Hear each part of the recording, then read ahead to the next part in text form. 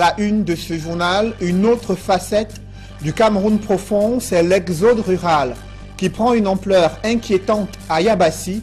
Invités à être des entrepreneurs agricoles, des jeunes désertent le chef-lieu du Cam, abandonnent leurs terres pour chercher fortune ailleurs. Ce grenier agricole est devenu, au fil des ans, et plongé dans les abysses du sous-développement entre l'instabilité de l'énergie, la vétusté des infrastructures de base et le chômage galopant. Vous verrez dans ce journal les tréfonds de la misère où le monde rural vit sous le seuil de pauvreté dans l'indifférence totale. Un grand reportage réalisé à Yabassi, chef-lieu du département du Cam. 3 jours de deuil national au Burkina Faso après le carnage vécu dimanche soir dans la capitale burkinabé. Les autorités judiciaires de ce pays décrivent un mode opératoire des assaillants similaire à une autre attaque survenue il y a près de 19 mois. On fait le point dans ce journal.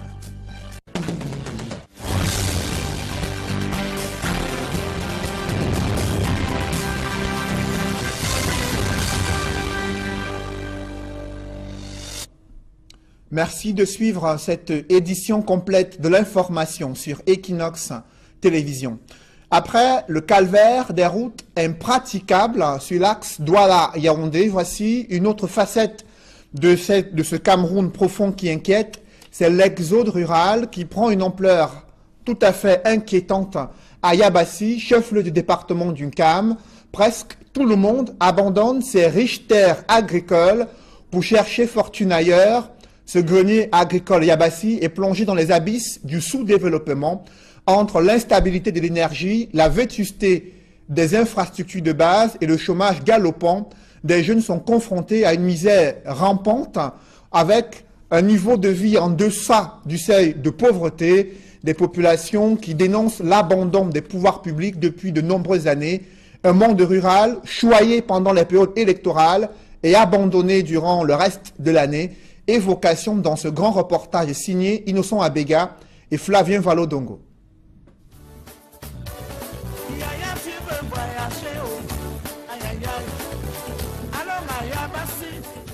Nous sommes à Yabassi. C'est le chef-lieu du département du Cam.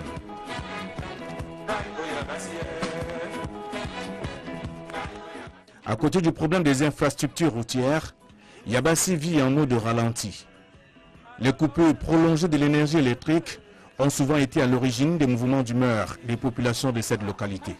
Vous voyez, nous sommes là, on a fait la marche l'autre dernier mois, vous avez vu. On en a mal. Chaque fois, on a des coupures. On ne comprend pas vraiment ce qui ne va pas. On ne comprend rien. Rien. Nous sommes là, les appareils se gardent dans les maisons. On ne comprend pas. On ne sait pas de là où nous vivons. Moi, je le dis. Je suis un Cameroun, je suis fier de le dire. Ceux qui me voient et qui vont me voir, qui doivent comprendre que oui, on n'a pas de parole, nous, le bas peuple, ici chez nous. C'est le roux là qui nous tue.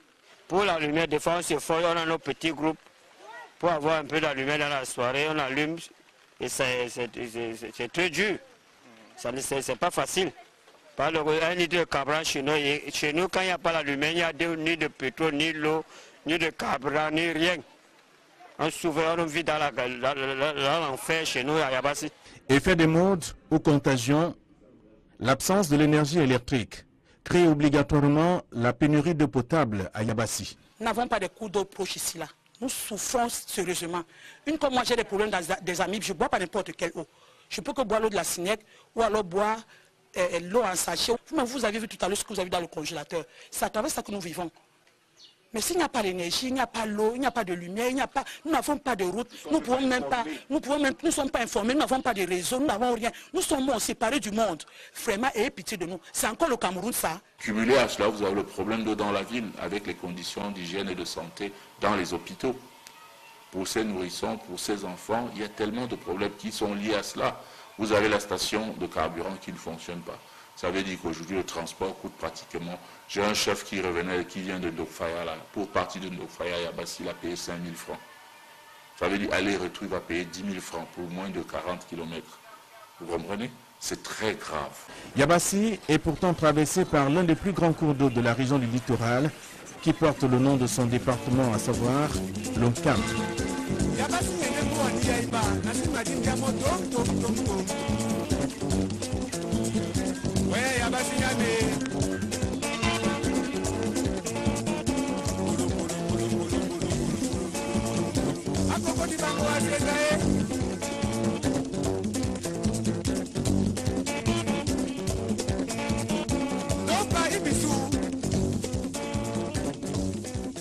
La ville de Yabassi marque le pas sur place et présente le visage d'un village au fil du temps. Cette unité administrative compte néanmoins des édifices publics victimes de la négligence et même de l'abandon.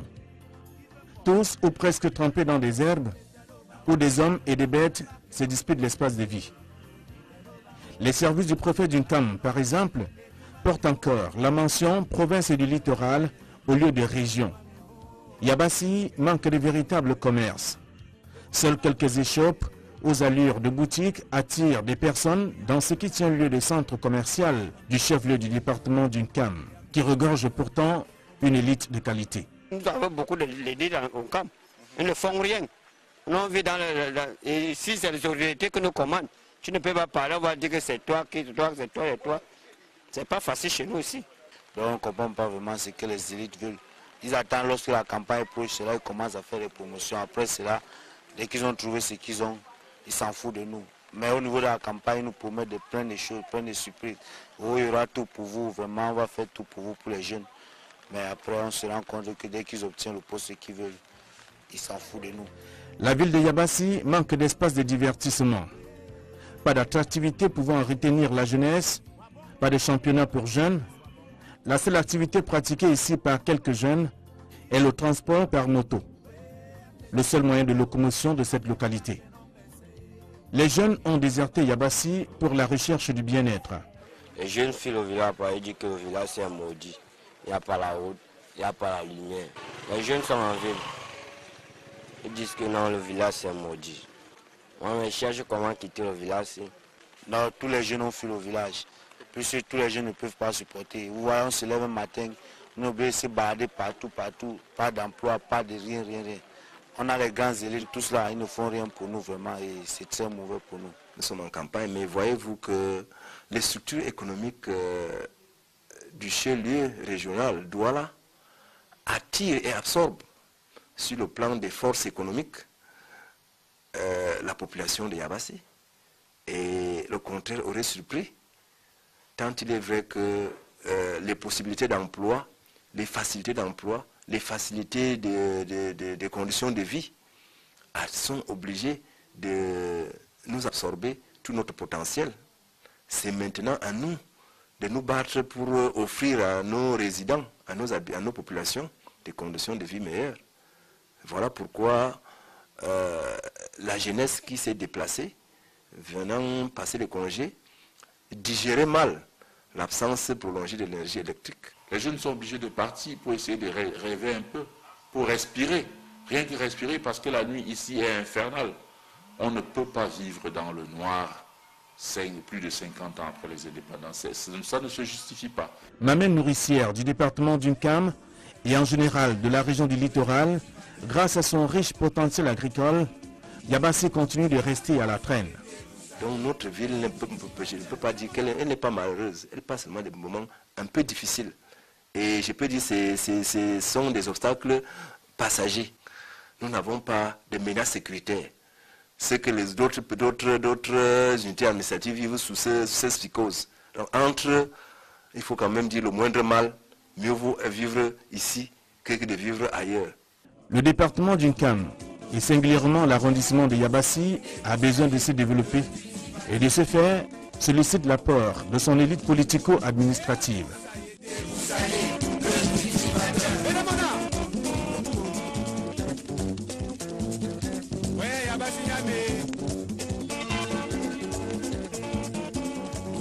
C'était un grand reportage d'Innocent Abega et Flavien Valo-Dongo sur l'autre facette du sous-développement au Cameroun, et nous prolongerons l'analyse et la pertinence de cette problématique de l'exode rural, mais aussi de l'abandon de l'arrière-pays en deuxième partie du journal avec le maire de Yabassi. Il est l'invité de ce journal. Dans le reste de l'actualité, que sont devenus des commerçants sinistrés du marché central et du marché Congo à Douala. Plus de 5 ans après une série noire d'incendies ayant ravagé plusieurs dizaines de boutiques, les victimes dénoncent la lenteur observée dans la réhabilitation et la modernisation de ces espaces marchands. Recasés sur la voie publique, ces victimes, commerçants sinistrés, n'ont pas toujours regagné leur boutique initiale et le mécontentement se lit sur les visages de ces commerçants recasés dans des endroits exigus, insalubres et peu sécurisés. Dani Warenzede et Sylvestre Zangao. De nombreux sondages révèlent que depuis sa création, le marché central de Douala figure parmi les plus fréquentés de la sous-région Afrique centrale, mais aussi parmi ceux qui ont connu les incendies les plus violents. La preuve, cet espace de plusieurs mètres carrés témoigne 8 ans après de l'ampleur des flammes qui avaient ravagé plusieurs boutiques en décembre 2009. Les murs portent encore les séquelles du passage du feu et les câbles pointés du doigt comme étant l'une des causes de l'incendie du fait de leur branchement anarchique jonchent encore le sol. Au marché Congo, lui aussi régulièrement visité par le feu, de nombreux commerçants n'ont toujours pas regagné leur boutique. C'est ici, en pleine chaussée, sur l'axe douche municipal Carrefour Anatole, que la communauté urbaine de Douala les a recasés, dans des boxes d'à peine 1 mètre carré pour certains, et aux grandes dames des automobilistes à qui la circulation a été fermée. Dans ce marché situé dans la rue, les conditions de travail ne sont pas toujours faciles. On était au marché là-bas, ça s'est brûlé. On nous a recasés ici au goudron. Quand on nous recasait, on nous a dit que c'était pour un temps, que c'était pour 1 an. Qu'on supporte en attendant qu'on construise le marché. Mais ça fait plus de 5 ans que nous sommes ici. Parfois, tu tournes ton dos, tu reviens qu'on a porté ton sac et on est parti avec. Quand nous sommes ici, on ne sait même pas ce qu'on fait ici. Et c'est parce qu'il faut qu'on déménage d'ici, on part là-bas, que chacun construise sa boutique et reste là-dedans. Si tu veux te mettre à l'aise, tu n'as qu'à prendre la moto sans francs, tu vas aux toilettes publiques au marché central avant de revenir. C'est comme ça qu'on fonctionne ici. L'insécurité est également au rendez-vous. Il y a des pertes, nous sommes en plein air, il y a des bandits, il y a des pickpockets, il y a des nangaboko qui nous embêtent, qui nous raquettent même. Il y a des gens qui viennent demander 100 francs, 200, machin, qui raquettent. Si vous ne donnez pas 100 francs, vous ne donnez pas 200, le soir, ils vous promettent de venir. C'est ce que j'ai vécu ce matin. Qu'ils construisent le marché. On veut rentrer dans un marché bien construit. C'est ce qu'ils nous ont promis au début. Au départ, ils ont dit que c'était pour 6 mois. Aujourd'hui, on ne comprend plus rien. Pourtant, l'installation ici n'est pas gratuite. Notre contribution est de l'ordre de 3 000 francs mensuels. Nous versons aux percepteurs. Nous versons aux percepteurs qui envoient des collecteurs collectés. C'est pour le compte de la communauté urbaine. 600 stands, à raison de 3 000 francs par stand. Les commerçants attendent donc toujours que la communauté urbaine de Douala mette un terme à cette situation provisoire pour 6 mois au départ, mais qui perdure depuis plus de 5 ans. L'Université d'État de Marois a désormais son propre site pour la construction de son campus. Cependant, les voies d'accès sont impraticables. Une fois les charges de location réduites, cette institution compte poursuivre son plan d'investissement pour la prochaine année académique 2017 et 2018. Des couleurs mariales ont illuminé des paroisses catholiques pour symboliser la pureté spirituelle de la Vierge Marie, la mère de Jésus-Christ, élevée au ciel en ce jour d'Assomption. Le blanc est le signe de renoncement aux valeurs matérielles, la libération de l'âme et l'élévation spirituelle, une des couleurs mariales qui a été célébrée et qui a marqué donc la célébration de l'Assomption en ce jour. Des précisions dans ce reportage signé François Dikoumet et Mirabel Mazo.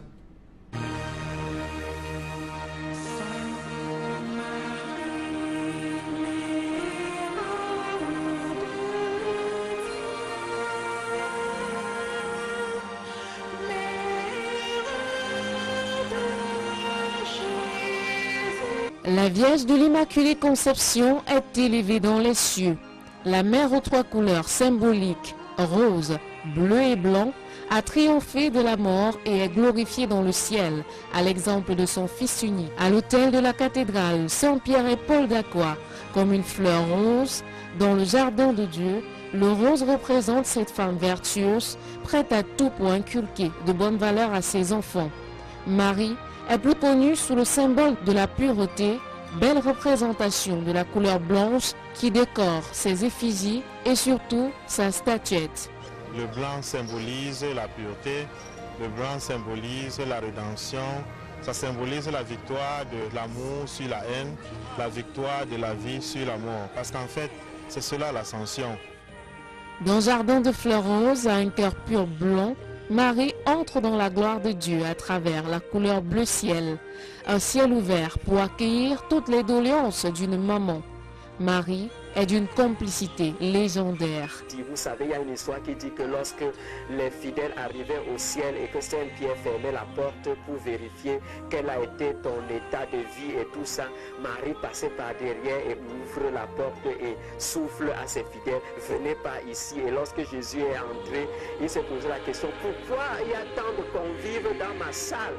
Et Saint-Pierre lui dit, n'est-ce pas ta mère qui a ouvert une porte par derrière et qui fait entrer les gens? Donc vous comprenez tout de suite que Marie, comme notre mère, comme toute mère d'ailleurs, ne peut pas laisser ses enfants dehors, ne peut pas laisser ses fidèles souffrir, quand bien même c'est difficile, elle fait ouvrir des brèches ailleurs pour faire passer les fidèles, pour qu'on sache compter sur elle et qu'on sache prier avec elle. C'est pour exprimer la beauté de cette maman, la grandeur de son cœur et sa pureté de femme chaste, dévouée et obéissante que la paroisse Saint-Jean de Deido, en communion avec toutes les églises catholiques du monde entier, lui rendent un hommage chaque 15 août à la célébration de l'Assomption. C'est parce que Marie est la mère de Dieu, Jésus a vaincu la mort à travers sa résurrection.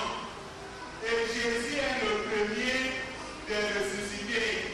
Il est donc normal que la mère de Jésus, au terme de sa vie terrestre, puisse en bénéficier en premier la résurrection qui est destinée à tous les hommes.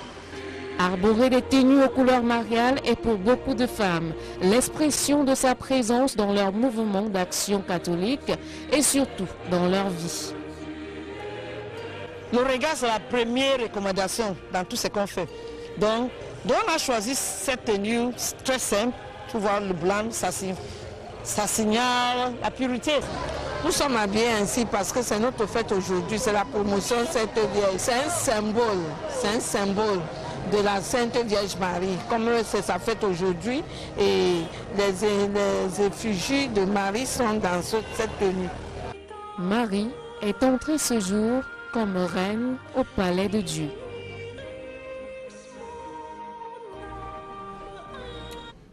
Dans l'escale internationale, 3 jours de deuil national au Burkina Faso. Le pays a vécu un carnage dimanche soir. 2 assaillants à moto armés de Kalachnikov ont ouvert le feu sur une terrasse d'un restaurant tuant plus de 15 personnes.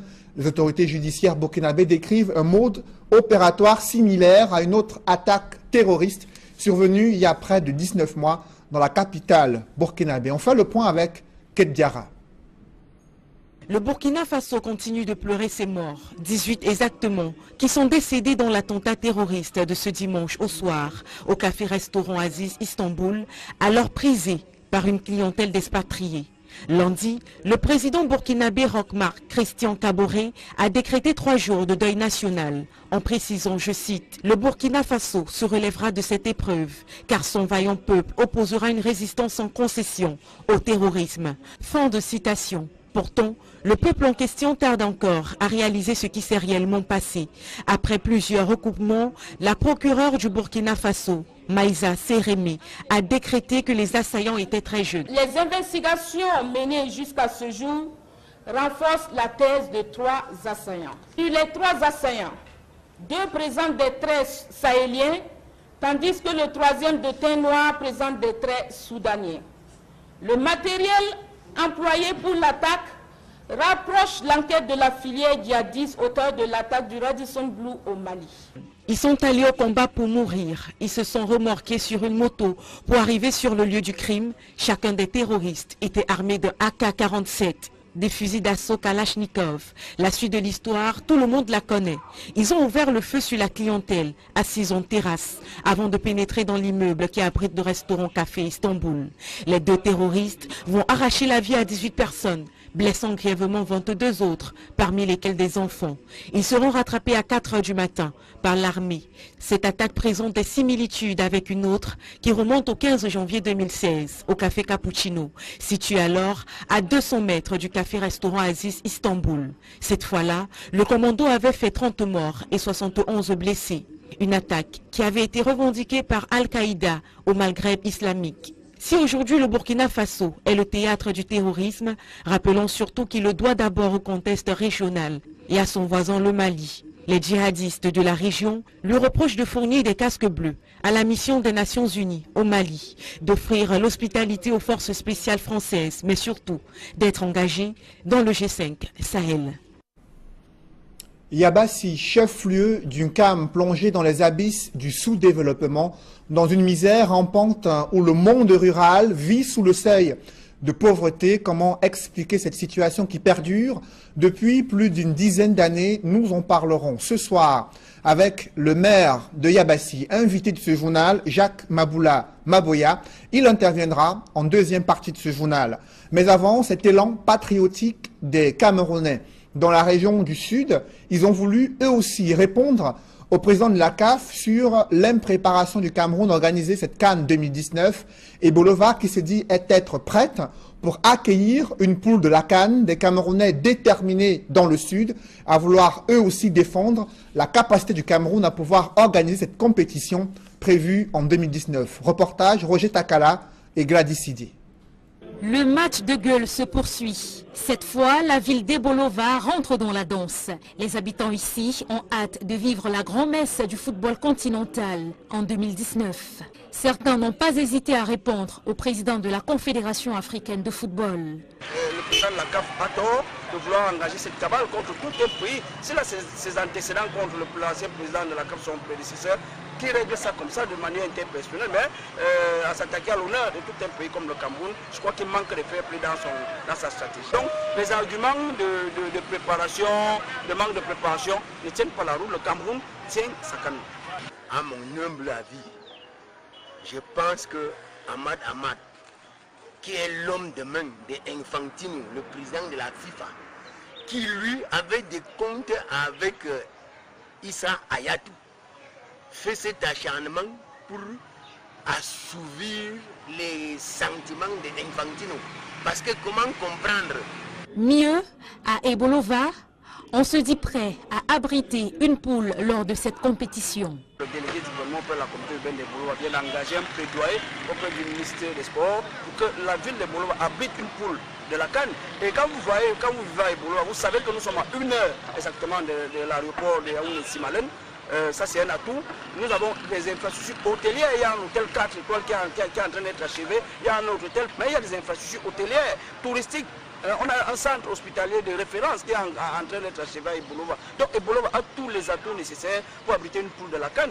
Après 1972, le Cameroun et surtout les Camerounais ont hâte de vivre ces moments, l'effervescence autour d'une Coupe d'Afrique des Nations. La Fédération camerounaise de football a récemment reçu le cahier de charge. Il prévoit 6 stades pour la compétition, dont 2 stades d'au moins 15 000 places, 2 autres d'au moins 20 000 places et les 2 derniers d'une capacité d'au moins 40 000 places devront accueillir le match d'ouverture et la finale du tournoi.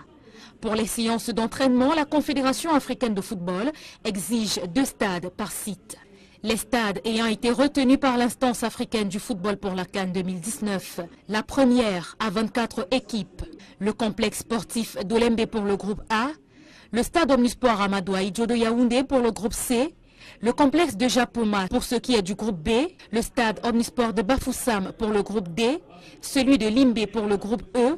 Et le stade Rumde Adja de Garoua pour le groupe F. La première mission d'inspection de la CAF arrive au Cameroun le 20 août prochain. Dans une poussière de seconde, la deuxième partie de ce journal.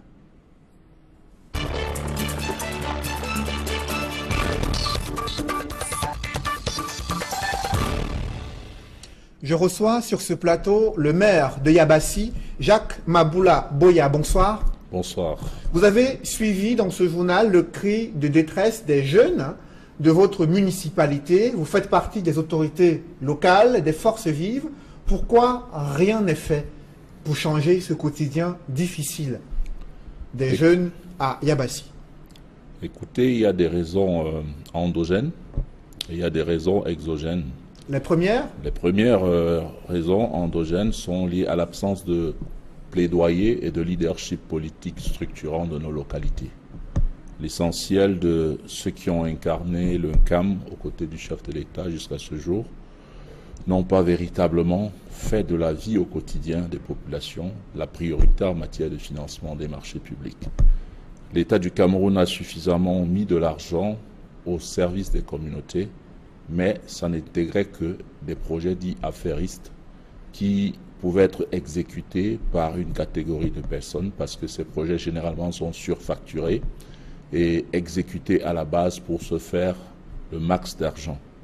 Quand on sait que l'eau, la lumière, la route, le pont, bref, les infrastructures sociales de base sont la vie au quotidien des populations, c'est-à-dire que plusieurs personnes dans notre département n'envisagent même pas un jour vivre dans le NCAM. Parce que si ces personnes envisageaient vivre un jour dans le NCAM, elles auraient la préoccupation de faire passer les routes, les ponts, donner de l'eau au quotidien. Est-ce que ce n'est pas le rôle des pouvoirs publics et non de quelques personnalités, fût-elles ministres de la République?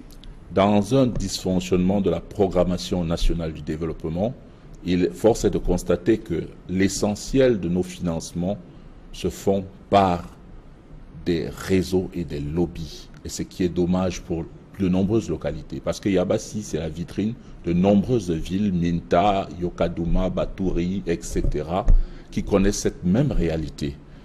Le développement du Cameroun n'est pas planifié, organisé. Pourtant, il y a une décentralisation qui est mise en œuvre et que le gouvernement vante tant, avec quelques ressources qui vous sont transférées à vous les maires.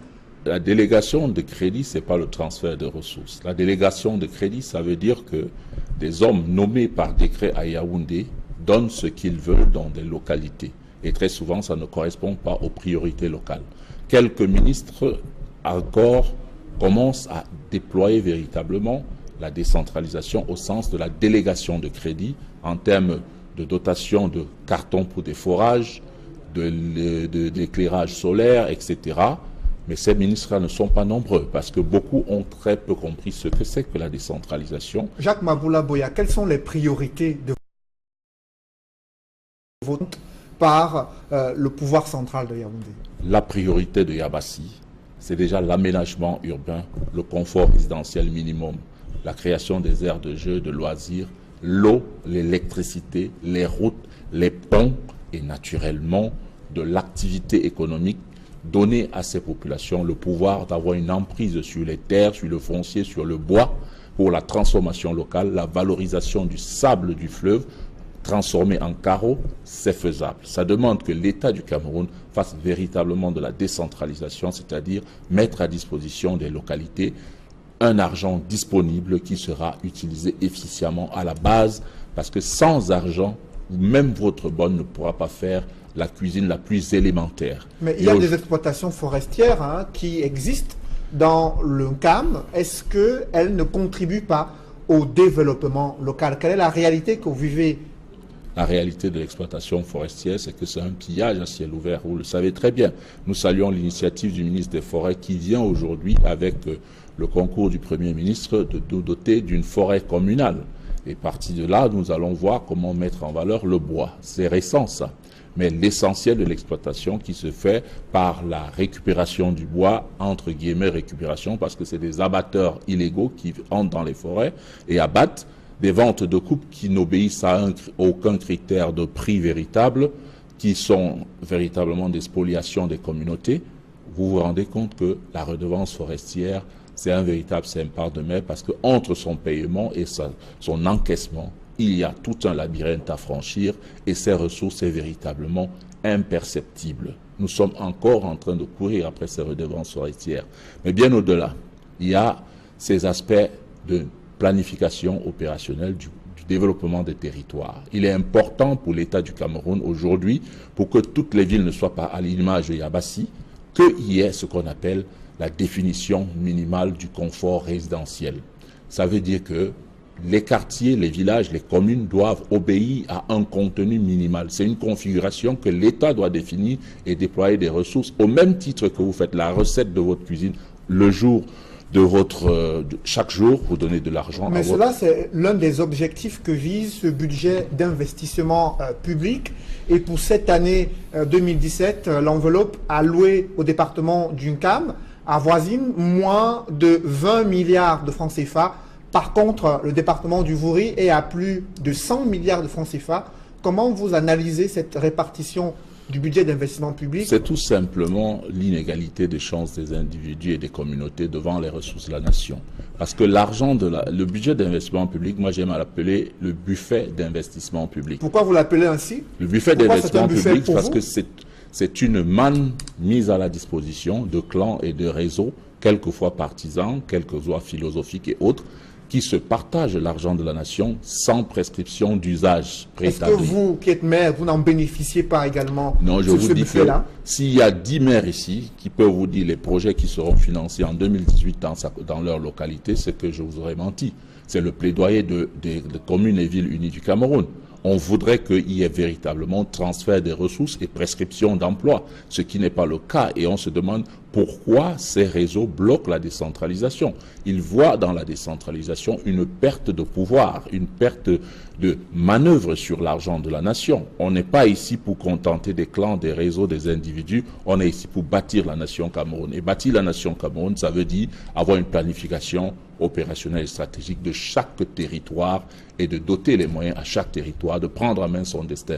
C'est la clé, le gage essentiel même de la confiance du peuple envers les gouvernants et naturellement de l'unité de la nation. Si on n'arrive pas à cela, naturellement, le communautarisme va gagner du terrain et ça va frustrer beaucoup de personnes et ça créera non seulement l'immigration clandestine, mais ça pourra compromettre notre vivre ensemble. Alors, le chef de l'État a invité des jeunes à être des entrepreneurs agricoles et Yabassi est l'un des greniers agricoles les plus importants au Cameroun et même dans la sous-région. Alors, comment expliquez-vous que des jeunes invités à être des entrepreneurs agricoles désertent leur ville, Yabassi, abandonnent toutes ces terres pour venir à Douala ou pour se rendre à Yaoundé? Comment vivez-vous ce phénomène d'exode rural? Vous savez, dans une zone forestière, l'agriculture de subsistance archaïque est un leurre. Aucun individu ne peut vivre grâce à l'agriculture de subsistance. Il subsiste. Et quand on sait qu'à proximité de Yabassi, il y a la ville de Douala, il y a des activités parallèles, les gars, ils font tout simplement des revenus comparatifs, des revenus comparés entre la moto, la laverie de voitures et autres. Ils se disent, bon, si terrasser un arbre, le dessoucher, faire des andins, labourer, semer, récolter pour nourrir une femme, 3 gosses et tout ça, c'est avec pratiquement moins de 30 000 francs, il va vivre toute sa vie. Mais le gars, il se dit, pourquoi ne pas aller à Douala? Et peut-être de Douala, pourquoi ne pas aller au Maroc et ensuite traverser les océans pour arriver de l'autre côté? Ce qu'il faut au Cameroun, c'est une agriculture de développement. Ça suppose changer le système de production que nous avons, qui est un système agraire archaïque, par la modernisation. Et cette modernisation, ça intègre des broyeurs, des tracteurs d'une certaine puissance. Est-ce que justement le ministère de l'Agriculture n'investit pas assez dans votre localité en matière de projets participatifs pour développer ce secteur agricole? Le ministère de l'Agriculture fait le saupoudrage de la pauvreté. Ça ne créera jamais de la richesse.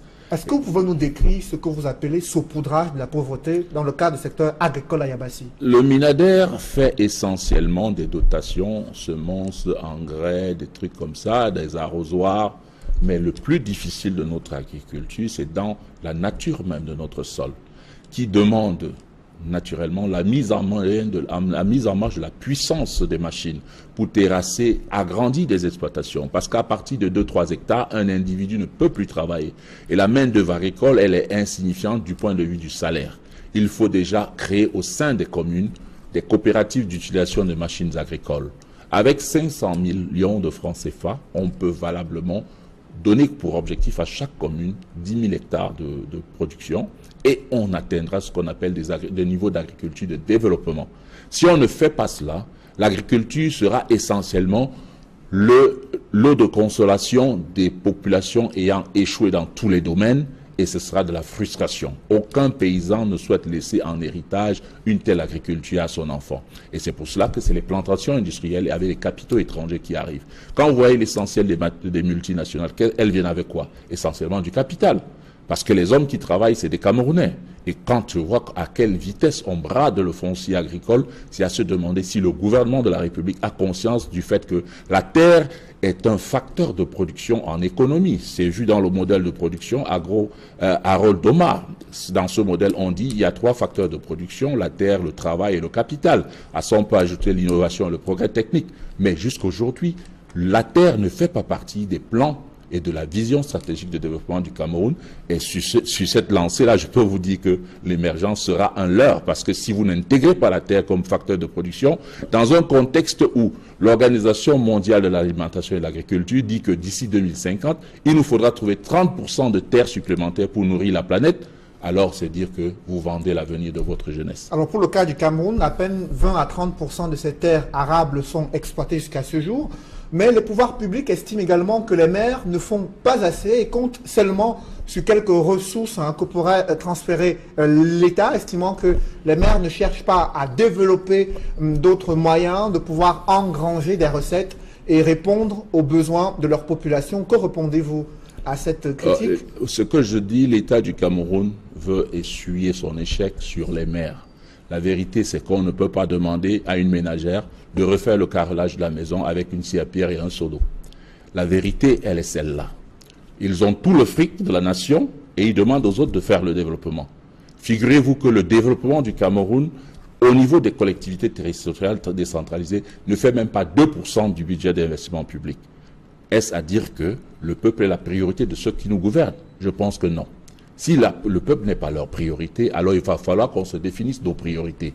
Ce que nous exigeons dorénavant au niveau central, c'est qu'il y ait des lois de la répartition des ressources de la nation, qu'il y ait des lois de l'affectation même du budget d'investissement public à tous les territoires de la nation. C'est le seul gage de ramener la confiance de tous ces territoires qui commencent à devenir brûlants.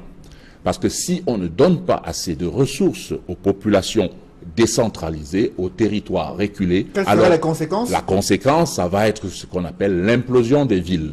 Et l'implosion des villes, ça va engendrer ce qu'on appelle l'implosion socio-économique naturellement et l'instabilité de nos localités. Mais il y a des projets structurants qui sont en cours de réalisation à Yabassi. Dans le plan d'urgence triennale du chef de l'État, il y a l'axe Douala-Bonepoupa, Yabassi. Est-ce que ces projets, pour vous, sont bien accueillis? C'est suffisant pour annoncer le développement? C'est salutaire, et c'est pour cela que je dis toujours merci au chef de l'État, parce que le plaidoyer que nous avons fait pour la route de Yabassi en entrée de mandat, en la baptisant la nationale Paul Biya, en écrivant au chef de l'État, a connu une suite favorable. Et quand le ministre Ambasala m'a appelé pour me dire que la route avait reçu son financement, j'étais le maire le plus heureux ce jour-là. Maintenant, il va falloir que les Yabassiens, les Nkamois, aient les moyens de tirer avantage de cette grosse infrastructure qui arrive. Et naturellement, il faudrait qu'ils aient les moyens. Sinon, on va ouvrir la route à l'accès aux fonciers et c'est les multinationales qui vont tirer bénéfice. Aujourd'hui, le challenge, ce n'est plus forcément d'ouvrir juste les espaces, mais c'est de doter chaque communauté des capacités productives pour faire partie de ce qu'on appelle le produit intérieur brut de cette nation. Ceux qui vendent les Mitumba, les Mukono et tout ça devraient moderniser leur production, produire davantage pour permettre de fournir des industries laitières de la ville qui ont besoin d'amidon. Et ce n'est pas avec 1-2 hectares qu'on fait ce travail-là. Il faut des machines, il faut une organisation à la base. Et cette organisation s'appelle la révolution agricole. Mais c'est la raison pour laquelle on octroie ces terres aux multinationales, elles accompagnent justement les exploitations locales dans l'amélioration de la productivité. Pour vous, ce schéma peut-il répondre à ces préoccupations sociales? Non, les multinationales viennent faire leur business propre. C'est l'esclavage de deuxième génération. Ça, c'est l'esclavage de deuxième génération parce que tous ces hommes qui travaillent dans les plantations, quand vous voyez leur parcours, leur vie, c'est des gens qui vivent vraiment, comme on dit, il y a à l'époque du Moyen-Âge. Tous ces hommes-là vivent pour développer des exploitations, mais non pas de vie propre. Il est question ici de revoir la condition des travailleurs agricoles, de leur définir un salaire, une protection, une sécurité sociale. Il s'agit ici de véritablement mettre ce qu'on appelle un modèle social au Cameroun et un modèle de développement économique. Il y a la question de la santé et l'éducation. Alors, est-ce que Yabassi est doté des infrastructures adéquates qui permettent de répondre à ces besoins tout aussi vitaux pour la vie des populations? Yabassi a des bâtiments hospitaliers, mais le plateau technique, c'est celui qu'on connaît dans tout le Cameroun, qui est vide. On n'a pas de couveuse, on n'a pas des équipements d'analyse, on n'a presque pas. Le seul recours, c'est Douala qui a 90 km. Et quand vous devez parcourir avec un malade sur des routes comme celles que vous avez vues, il va de soi que l'espérance de vie du malade soit vraiment mince. Il est important pour nous aujourd'hui de faire ce que j'ai dit tout tantôt, la planification du confort résidentiel minimum qui intègre les normes de santé, les normes hospitalières et qui permettrait à chaque Camerounais d'avoir la chance de vivre dans son territoire sans être obligé d'aller vers la ville. Et ça s'appelle aussi la gouvernance opérationnelle et stratégique qui permettrait à chaque Camerounais de se sentir pris en charge. C'est ça l'égalité de chance. Est-ce que cette décentralisation mise en œuvre au Cameroun répond à ces questions dans les textes, mais aussi dans la manière dont cette décentralisation est appliquée au Cameroun? Il n'y a aucune décentralisation efficiente sans état final recherché. Dans une décentralisation, on définit des normes de résidence, des normes de vie, des conditions minimales de vie ensemble. Si on n'a pas défini cela, ça veut dire qu'on décentralise juste parce qu'on a obligation peut-être des bailleurs de fonds et on a une pression, on illustre la perfection, qu'on n'a aucune vision propre. La décentralisation, c'est exactement comme vous dites à chacun de vos enfants le matin, toi tu fais le petit déjeuner, l'autre il lave le sol, etc. Ça veut dire on fixe des objectifs. Les ministères s'accumulent les uns les autres sans objectif véritable parce que quand vous voyez ce que certains ministères font, en réalité tout ça est contenu dans la décentralisation. On devrait avoir moins de ministères mais plus d'efficience territoriale. Et ça veut dire quoi en termes simples? Ça veut dire qu'on fixerait dans le contexte de la décentralisation des ressources avec des prescriptions d'usage clés. Et sans cela, la décentralisation serait une autre façon de déporter des responsabilités vers des hommes qui n'ont peut-être pas eu des prescriptions d'emploi de cet argent. Et Merci. Je crois que la seule façon d'en sortir, c'est de faire une gouvernance opérationnelle et stratégique des territoires. Merci Jacques Maboula Boya. Je rappelle que vous êtes le maire de Yabassi, chef-lieu du département du Nkam. Mesdames, Messieurs, c'est la fin de ce journal. Merci de l'avoir suivi. Restez sur Equinox Télévision pour suivre Parole de femmes, la tribune des femmes où elles évoquent les problématiques qui les concernent au quotidien. Émission présentée par Julingue Nyondé. Bonne soirée sur cette même antenne. À la une de ce journal, une autre facette du Cameroun profond, c'est l'exode rural qui prend une ampleur inquiétante à Yabassi. Invités à être des entrepreneurs agricoles, des jeunes désertent le chef-lieu du Nkam, abandonnent leurs terres pour chercher fortune ailleurs. Ce grenier agricole est devenu, au fil des ans, et plongé dans les abysses du sous-développement entre l'instabilité de l'énergie, la vétusté des infrastructures de base et le chômage galopant. Vous verrez dans ce journal les tréfonds de la misère où le monde rural vit sous le seuil de pauvreté dans l'indifférence totale. Un grand reportage réalisé à Yabassi, chef-lieu du département du Nkam. 3 jours de deuil national au Burkina Faso après le carnage vécu dimanche soir dans la capitale burkinabé. Les autorités judiciaires de ce pays décrivent un mode opératoire des assaillants similaire à une autre attaque survenue il y a près de 19 mois. On fait le point dans ce journal.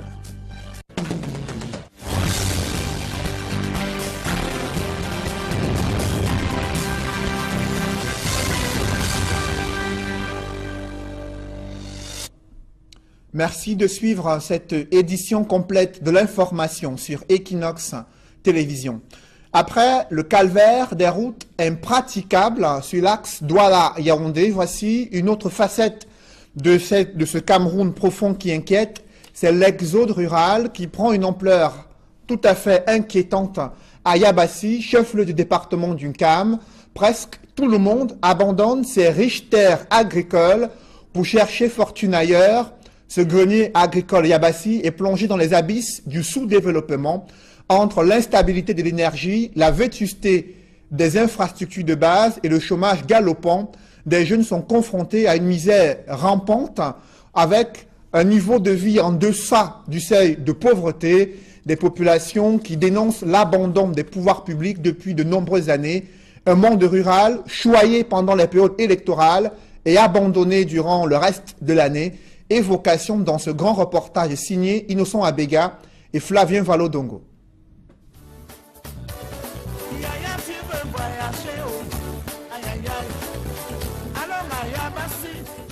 Nous sommes à Yabassi. C'est le chef-lieu du département du Nkam.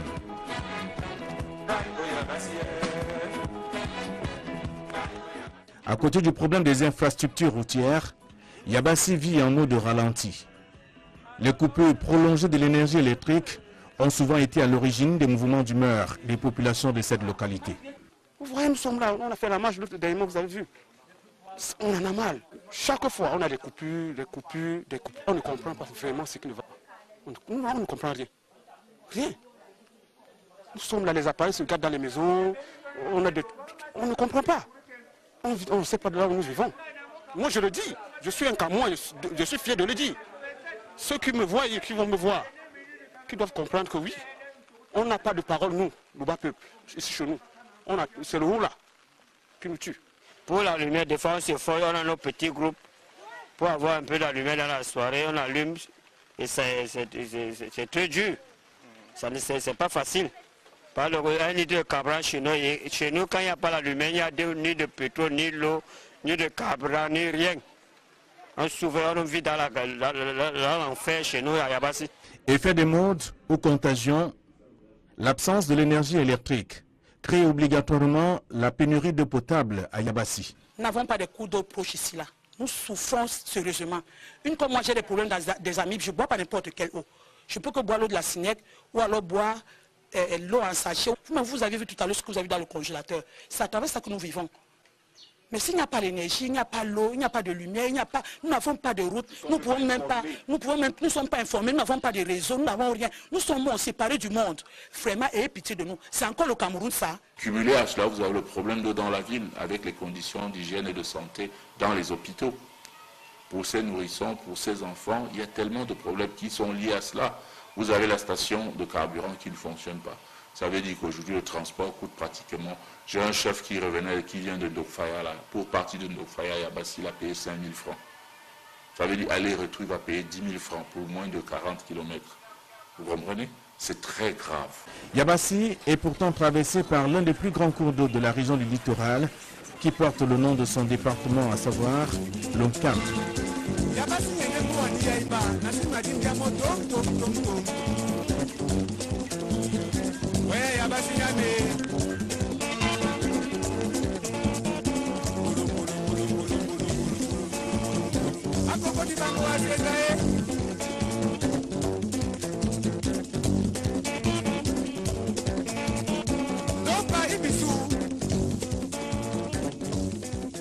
La ville de Yabassi marque le pas sur place et présente le visage d'un village au fil du temps.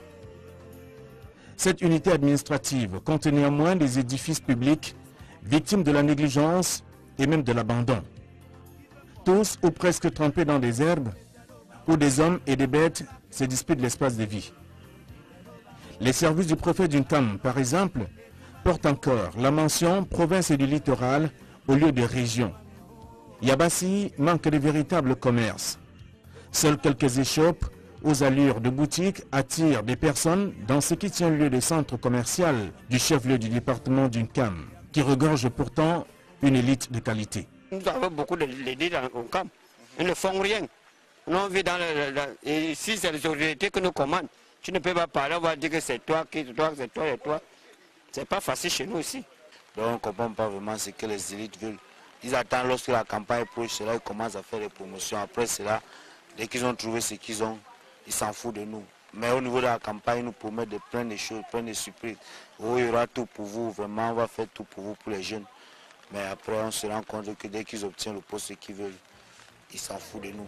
La ville de Yabassi manque d'espace de divertissement. Pas d'attractivité pouvant retenir la jeunesse, pas de championnat pour jeunes. La seule activité pratiquée ici par quelques jeunes est le transport par moto, le seul moyen de locomotion de cette localité. Les jeunes ont déserté Yabassi pour la recherche du bien-être. Les jeunes filent au village pour dire que le village c'est maudit. Il n'y a pas la route, il n'y a pas la lumière. Les jeunes sont en ville. Ils disent que non, le village c'est maudit. Moi, je cherche comment quitter le village. Non, tous les jeunes ont fui le village. Puisque tous les jeunes ne peuvent pas supporter. Vous voyez, on se lève un matin, on oublie de se balader partout, pas d'emploi, pas de rien. On a les grands élites, tous là, ils ne font rien pour nous vraiment et c'est très mauvais pour nous. Nous sommes en campagne, mais voyez-vous que les structures économiques du chef-lieu régional, Douala, attirent et absorbent sur le plan des forces économiques la population de Yabassi. Et le contraire aurait surpris, tant il est vrai que les possibilités d'emploi, les facilités d'emploi, les facilités des conditions de vie sont obligées de nous absorber tout notre potentiel. C'est maintenant à nous de nous battre pour offrir à nos résidents, à nos populations, des conditions de vie meilleures. Voilà pourquoi la jeunesse qui s'est déplacée, venant passer les congés, digérait mal l'absence prolongée de l'énergie électrique. Les jeunes sont obligés de partir pour essayer de rêver un peu, pour respirer. Rien que respirer parce que la nuit ici est infernale. On ne peut pas vivre dans le noir plus de 50 ans après les indépendances. Ça ne se justifie pas. Mamelle nourricière du département d'Unkam et en général de la région du littoral, grâce à son riche potentiel agricole, Yabassi continue de rester à la traîne. Donc notre ville, je ne peux pas dire qu'elle n'est pas malheureuse. Elle passe seulement des moments un peu difficiles. Et je peux dire que ce sont des obstacles passagers. Nous n'avons pas de menaces sécuritaires. C'est que les d'autres unités administratives vivent sous ces psychoses. Donc il faut quand même dire le moindre mal, mieux vaut vivre ici que de vivre ailleurs. Le département d'Unkam et singulièrement l'arrondissement de Yabassi a besoin de se développer et de ce faire sollicite l'apport de son élite politico-administrative.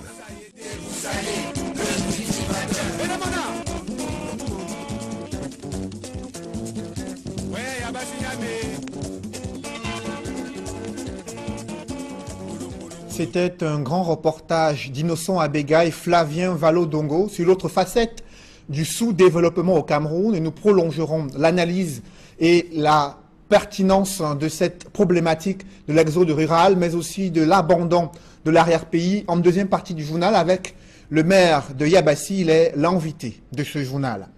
Dans le reste de l'actualité, que sont devenus des commerçants sinistrés du marché central et du marché Congo à Douala, plus de 5 ans après une série noire d'incendies ayant ravagé plusieurs dizaines de boutiques? Les victimes dénoncent la lenteur observée dans la réhabilitation et la modernisation de ces espaces marchands.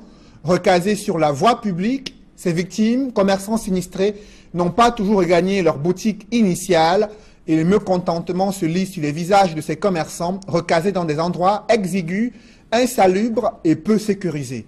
Dani Warenzede et Sylvestre Zangaou. De nombreux sondages révèlent que depuis sa création, le marché central de Douala figure parmi les plus fréquentés de la sous-région Afrique centrale, mais aussi parmi ceux qui ont connu les incendies les plus violents. La preuve, cet espace de plusieurs mètres carrés témoigne 8 ans après de l'ampleur des flammes qui avaient ravagé plusieurs boutiques en décembre 2009. Les murs portent encore les séquelles du passage du feu et les câbles pointés du doigt comme étant l'une des causes de l'incendie, du fait de leur branchement anarchique, jonchent encore le sol.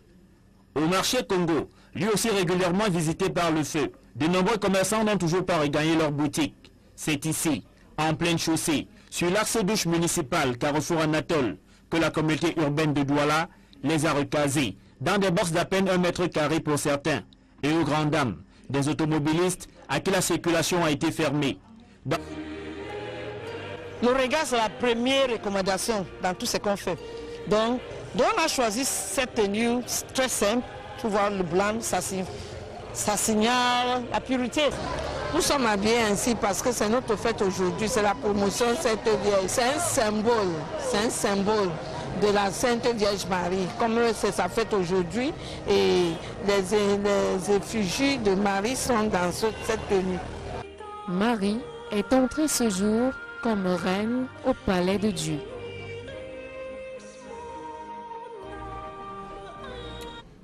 Dans l'escale internationale, 3 jours de deuil national au Burkina Faso. Le pays a vécu un carnage dimanche soir. 2 assaillants à moto armés de Kalachnikov ont ouvert le feu sur une terrasse d'un restaurant, tuant plus de 15 personnes. Les autorités judiciaires burkinabées décrivent un mode opératoire similaire à une autre attaque terroriste survenue il y a près de 19 mois dans la capitale burkinabé. On fait le point avec Ket Diarra.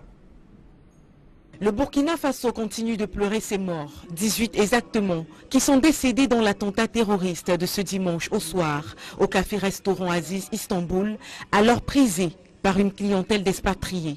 Lundi, le président burkinabé Roch-Marc Christian Kaboré a décrété 3 jours de deuil national, en précisant, je cite, « Le Burkina Faso se relèvera de cette épreuve, car son vaillant peuple opposera une résistance sans concession au terrorisme. » Fin de citation. Pourtant, le peuple en question tarde encore à réaliser ce qui s'est réellement passé. Après plusieurs recoupements, la procureure du Burkina Faso, Maïsa Sérémé, a décrété que les assaillants étaient très jeunes. Les investigations menées jusqu'à ce jour renforcent la thèse de 3 assaillants. Sur les 3 assaillants, 2 présentent des traits sahéliens, tandis que le 3e de teint noir présente des traits soudaniens. Le matériel employé pour l'attaque rapproche l'enquête de la filière djihadiste auteur de l'attaque du Radisson Blu au Mali. Ils sont allés au combat pour mourir. Ils se sont remorqués sur une moto pour arriver sur le lieu du crime. Chacun des terroristes était armé de AK-47, des fusils d'assaut Kalachnikov. La suite de l'histoire, tout le monde la connaît. Ils ont ouvert le feu sur la clientèle, assise en terrasse, avant de pénétrer dans l'immeuble qui abrite le restaurant Café Istanbul. Les 2 terroristes vont arracher la vie à 18 personnes, blessant grièvement 22 autres, parmi lesquels des enfants. Ils seront rattrapés à 4 h du matin par l'armée. Cette attaque présente des similitudes avec une autre qui remonte au 15 janvier 2016 au Café Cappuccino, situé alors à 200 mètres du café-restaurant Aziz Istanbul. Cette fois-là, le commando avait fait 30 morts et 71 blessés. Une attaque qui avait été revendiquée par Al-Qaïda au Maghreb islamique. Si aujourd'hui le Burkina Faso est le théâtre du terrorisme, rappelons surtout qu'il le doit d'abord au contexte régional et à son voisin le Mali. Les djihadistes de la région lui reprochent de fournir des casques bleus à la mission des Nations Unies au Mali, d'offrir l'hospitalité aux forces spéciales françaises, mais surtout d'être engagés dans le G5 Sahel. Yabassi, chef-lieu d'une CAM plongée dans les abysses du sous-développement, dans une misère rampante où le monde rural vit sous le seuil de pauvreté. Comment expliquer cette situation qui perdure depuis plus d'une dizaine d'années? Nous en parlerons ce soir avec le maire de Yabassi, invité de ce journal, Jacques Maboula Maboya. Il interviendra en deuxième partie de ce journal. Mais avant, cet élan patriotique des Camerounais dans la région du Sud, ils ont voulu eux aussi répondre au président de la CAF sur l'impréparation du Cameroun d'organiser cette CAN 2019 et Bolova qui s'est dit être prête pour accueillir une poule de la CAN, des Camerounais déterminés dans le Sud à vouloir eux aussi défendre la capacité du Cameroun à pouvoir organiser cette compétition prévue en 2019. Reportage Roger Takala et Gladys Sidi. Le match de gueule se poursuit. Cette fois, la ville d'Ebolova rentre dans la danse. Les habitants ici ont hâte de vivre la grand-messe du football continental en 2019. Certains n'ont pas hésité à répondre au président de la Confédération africaine de football. Le président de la CAF a tort de vouloir engager cette cabale contre tout un pays. C'est là ses antécédents contre l'ancien président de la CAF, son prédécesseur, qui règle ça comme ça de manière interpersonnelle, mais à s'attaquer à l'honneur de tout un pays comme le Cameroun, je crois qu'il manque de fair play dans sa stratégie. Donc les arguments de préparation, de manque de préparation ne tiennent pas la route. Le Cameroun tient sa canne. À mon humble avis, je pense que Ahmad Ahmad, qui est l'homme de main d'Infantino, le président de la FIFA, qui lui avait des comptes avec Issa Hayatou, fait cet acharnement pour assouvir les sentiments de Infantino. Parce que comment comprendre? Mieux, à Ebolova, on se dit prêt à abriter une poule lors de cette compétition. Le délégué du gouvernement pour la communauté urbaine de Bouloba vient d'engager un plaidoyer auprès du ministère des Sports pour que la ville de Bouloba abrite une poule de la CAN. Et quand vous vivez à Bouloba, vous savez que nous sommes à 1 heure. Dans ce marché situé dans la rue, les conditions de travail ne sont pas toujours faciles. On était au marché là-bas, ça s'est brûlé. On nous a recasé ici au Goudron. Quand on nous recasait, on nous a dit que c'était pour un temps, que c'était pour 1 an. Qu'on supporte en attendant qu'on construise ce marché. Mais ça fait plus de 5 ans que nous sommes ici. Parfois, tu tournes ton dos, tu reviens qu'on a porté ton sac et on est parti avec. Quand nous sommes ici, on ne sait même pas ce qu'on fait ici. Et c'est parce qu'il faut qu'on déménage d'ici, on part là-bas, que chacun construise sa boutique et reste là-dedans. Si tu veux te mettre à l'aise, tu n'as qu'à prendre la moto sans francs, tu vas aux toilettes publiques au marché central avant de revenir. C'est comme ça qu'on fonctionne ici. L'insécurité est également au rendez-vous. Il y a des pertes, nous sommes en plein air, il y a des bandits, il y a des pickpockets, il y a des nangaboko qui nous embêtent, qui nous raquettent même. Il y a des gens qui viennent demander 100 francs, 200, machin, qui raquettent. Si vous ne donnez pas 100 francs, vous ne donnez pas 200, le soir, ils vous promettent de venir. C'est ce que j'ai vécu ce matin. Qu'ils construisent le marché. On veut rentrer dans un marché bien construit. C'est ce qu'ils nous ont promis au début. Au départ, ils ont dit que c'était pour 6 mois. Aujourd'hui, on ne comprend plus rien. Pourtant, l'installation ici n'est pas gratuite. Notre contribution est de l'ordre de 3 000 francs mensuels. Nous versons aux percepteurs. Nous versons aux percepteurs qui envoient des collecteurs collectés. C'est pour le compte de la communauté urbaine. 600 stands, à raison de 3 000 francs par stand. Les commerçants attendent donc toujours que la communauté urbaine de Douala mette un terme à cette situation provisoire pour 6 mois au départ, mais qui perdure depuis plus de 5 ans. L'université d'État de Marois a désormais son propre site pour la construction de son campus. Cependant, les voies d'accès sont impraticables. Une fois les charges de location réduites, cette institution compte poursuivre son plan d'investissement pour la prochaine année académique 2017 et 2018. Des couleurs mariales ont illuminé des paroisses catholiques pour symboliser la pureté spirituelle de la Vierge Marie, la mère de Jésus-Christ, élevée au ciel en ce jour d'Assomption. Le blanc est le signe de renoncement aux valeurs matérielles, la libération de l'âme et l'élévation spirituelle, une des couleurs mariales qui a été célébrée et qui a marqué donc la célébration de l'Assomption en ce jour. Des précisions dans ce reportage signé François Dikoumet et Mirabel Mazo.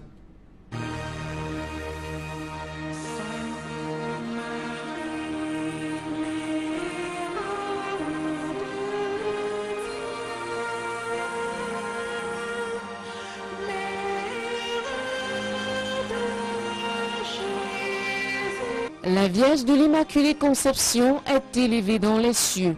La mère aux 3 couleurs symboliques, rose, bleu et blanc, a triomphé de la mort et est glorifiée dans le ciel, à l'exemple de son Fils unique. À l'autel de la cathédrale Saint-Pierre et Paul d'Aqua, comme une fleur rose, dans le jardin de Dieu, le rose représente cette femme vertueuse, prête à tout pour inculquer de bonnes valeurs à ses enfants.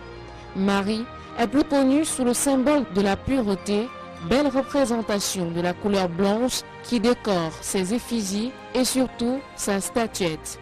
Le blanc symbolise la pureté, le blanc symbolise la rédemption, ça symbolise la victoire de l'amour sur la haine, la victoire de la vie sur la mort. Parce qu'en fait, c'est cela l'ascension.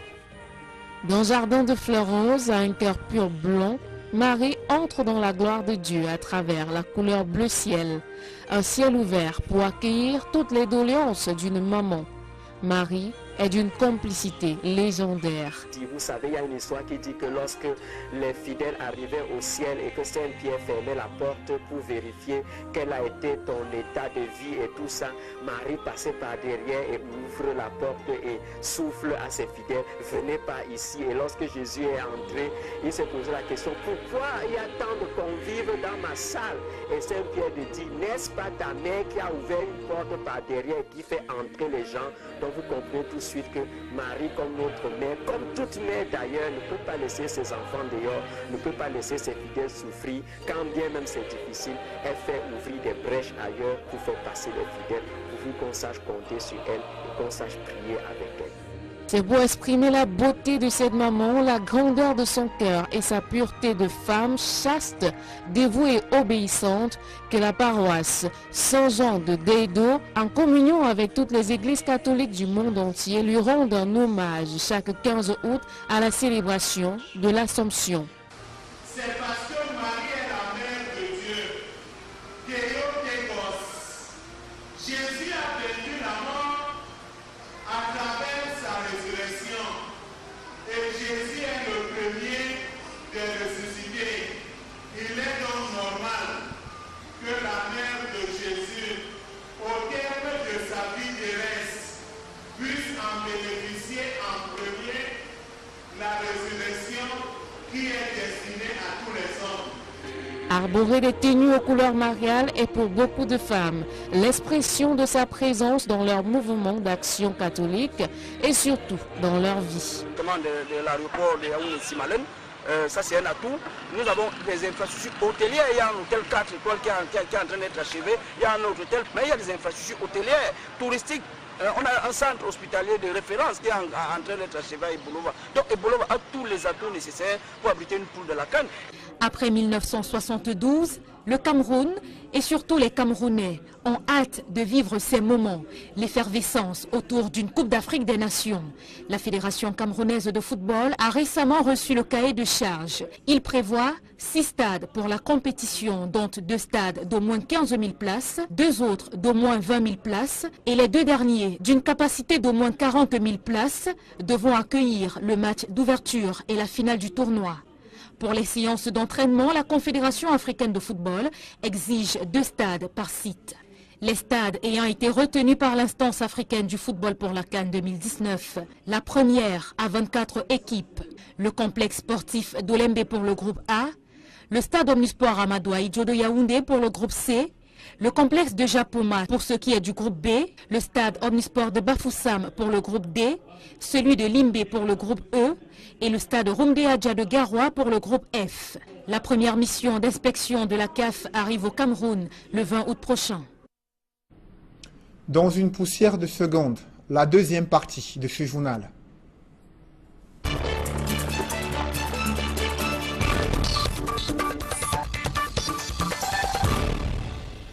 Je reçois sur ce plateau le maire de Yabassi, Jacques Maboula Boya. Bonsoir. Bonsoir. Vous avez suivi dans ce journal le cri de détresse des jeunes de votre municipalité. Vous faites partie des autorités locales, des forces vives. Pourquoi rien n'est fait pour changer ce quotidien difficile des jeunes à Yabassi? Écoutez, il y a des raisons endogènes et il y a des raisons exogènes. Les premières? Les premières raisons endogènes sont liées à l'absence de plaidoyer et de leadership politique structurant de nos localités. L'essentiel de ceux qui ont incarné le CAM aux côtés du chef de l'État jusqu'à ce jour n'ont pas véritablement fait de la vie au quotidien des populations la priorité en matière de financement des marchés publics. L'État du Cameroun a suffisamment mis de l'argent au service des communautés, mais ça n'intégrait que des projets dits affairistes qui pouvaient être exécutés par une catégorie de personnes parce que ces projets généralement sont surfacturés et exécutés à la base pour se faire le max d'argent. Quand on sait que l'eau, la lumière, la route, le pont, bref, les infrastructures sociales de base sont la vie au quotidien des populations, c'est-à-dire que plusieurs personnes dans notre département n'envisagent même pas un jour vivre dans l'UNCAM. Parce que si ces personnes envisageaient vivre un jour dans l'UNCAM, elles auraient la préoccupation de faire passer les routes, les ponts, donner de l'eau au quotidien. Est-ce que ce n'est pas le rôle des pouvoirs publics et non de quelques personnalités, fût-elles ministres de la République? Dans un dysfonctionnement de la programmation nationale du développement, force est de constater que l'essentiel de nos financements se font par des réseaux et des lobbies. Et ce qui est dommage pour de nombreuses localités. Parce que Yabassi, c'est la vitrine de nombreuses villes, Minta, Yokadouma, Batouri, etc., qui connaissent cette même réalité. Le développement du Cameroun n'est pas planifié, organisé. Pourtant, il y a une décentralisation qui est mise en œuvre et que le gouvernement vante tant, avec quelques ressources qui vous sont transférées à vous les maires. La délégation de crédit, ce n'est pas le transfert de ressources. La délégation de crédit, ça veut dire que des hommes nommés par décret à Yaoundé donnent ce qu'ils veulent dans des localités. Et très souvent, ça ne correspond pas aux priorités locales. Quelques ministres encore commencent à déployer véritablement la décentralisation au sens de la délégation de crédit en termes de dotation de cartons pour des forages, de l'éclairage solaire, etc.